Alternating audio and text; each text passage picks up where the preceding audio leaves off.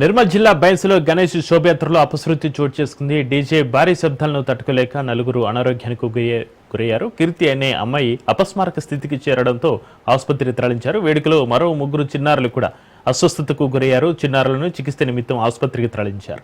ఇక నిర్మల్ జిల్లా బైన్స్లో గణేష్ శోభయాత్రలో అపశృతి చోటు చేసుకుంది. డీజే భారీ శబ్దాలను తట్టుకోలేక నలుగురు అస్వస్థతకు గురయ్యారు. కీర్తి అనే అమ్మాయి అపస్మారక స్థితికి చేరడంతో ఆసుపత్రికి తరలించారు. వేడుకలో మరో ముగ్గురు చిన్నారులు కూడా అనారోగ్యానికి గురయ్యారు. చిన్నారులను చికిత్స నిమిత్తం ఆసుపత్రికి తరలించారు. ఇక ఈ ఘటన సంబంధించి మరింత సమాచారాన్ని మా ప్రతినిధి శ్రీనివాస్ ఫోలాలి అందిస్తారు. శ్రీనివాస్, నిర్మల్ జిల్లా బైన్స్లో గణేష్ శోభయాత్రలో అపశృతికి సంబంధించి మీ దగ్గర ఉన్న అప్డేట్స్ ఏంటి? Thank you Chakri. Bhainsa town లోని పిప్రి కాలనీలో కూడా భారీ డీజేలు తెచ్చిన ఎల్ఈడీలో తోటి భారీ ఎల్ఈడి డీజేల తోటి దాన్ని ప్లాస్మా అంటారట, దాంతో తెచ్చిండు. దాంతో అధికారులతో కీర్తన అమ్మాయి అపరత్నం స్థితికి వెళ్ళింది. ఆమెతో పాటు ముగ్గురు చిన్నారులు కూడా స్పృహ తప్పిపోయారు. ఆ డీజే శబ్దానికి చెప్పిండు. అయితే గతంలో నుంచి ఎస్పీ గాని కలెక్టర్ గాని ఆదేశాలు ఇచ్చారు, డీజే సౌండ్ తగ్గించాలి, డీజే 2 బాక్స్ ఉండాలని చెప్పి అన్నారు. కానీ ఒక్కసారి అందరు డీజే వాళ్ళు ఎవరు పాటించు కూడా వచ్చిండు. అయితే వైద్య నిపుణులు కూడా చెప్పిండు, డీజే సౌండ్ కు మనకు గుండెకున్న నాలుగు పైపులకు వెళ్ళి 2 పైపులు పనిచేయాయి, 2 పైపులు పనిచేస్తాయి. సో 4 నాలుగు పనిచేయి కూడా మంచి అపరస్పందిపోతారు, మరణించే ఛాన్సెస్ ఉంటాయి.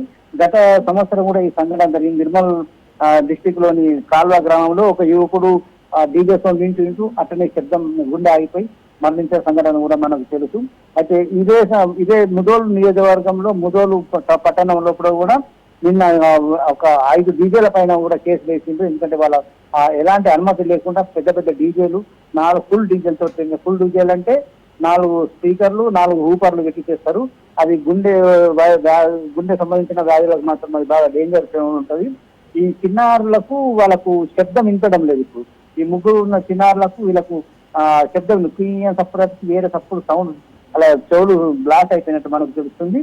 ఈ విధంగా పెద్ద సౌండ్లు కూడా ఎస్పీ జానకి శర్మిల గారు కూడా మొన్న మీటింగ్ పెట్టుకుని అందరికి చెప్పినా కానీ ఎవరు వినే పరిస్థితులు లేదు. కాబట్టి ఇలాంటి సంఘటనలు జరుగుతున్నాయి. వైద్య నిపుణులు కూడా డీజే సౌండ్ బాగా పెట్టుకోవద్దని చెప్పేసి కూడా ఎంత చెప్పినా కానీ ఈ గణేష్ నిమజ్జన యువకులు కానీ సరిగ్గా పాటించకపోవడమే ఈ విధంగా మనకు ఈ సంఘటన జరిగిందని మనకు తెలుస్తుంది. శ్రీనివాస్, ఆసుపత్రిలో చికిత్స పొందుతున్న చిన్నారుల పరిస్థితి ఏ విధంగా ఉంది ప్రస్తుతం? డాక్టర్స్ పరిస్థితి అయితే ఇప్పుడు ఏం తెలియడం లేదు. వాళ్ళకి మాత్రం చెవులు వినికిడి శబ్దం మాత్రం వాళ్ళకి వినిపిస్తలేదు. వాళ్ళకి ఎవరు మాట్లాడినా ఏమంటారు ఒకటి ఆ డీజే సౌండే సౌండ్ వినిపిస్తుంది, వేరే ఏం వినిపిస్తలేదు. వాళ్ళకు ఇంకా చికిత్స చేసినంత మనకు తెలుసు. ఇప్పటికైతే వాళ్ళు శబ్దం లేని స్థితిలో అయితే మనకు ఉన్నారు. వాళ్ళు ప్రాణాపాయ స్థితి అయితే ఉంది, కానీ ప్రాణాపాయ స్థితిలో లేదు.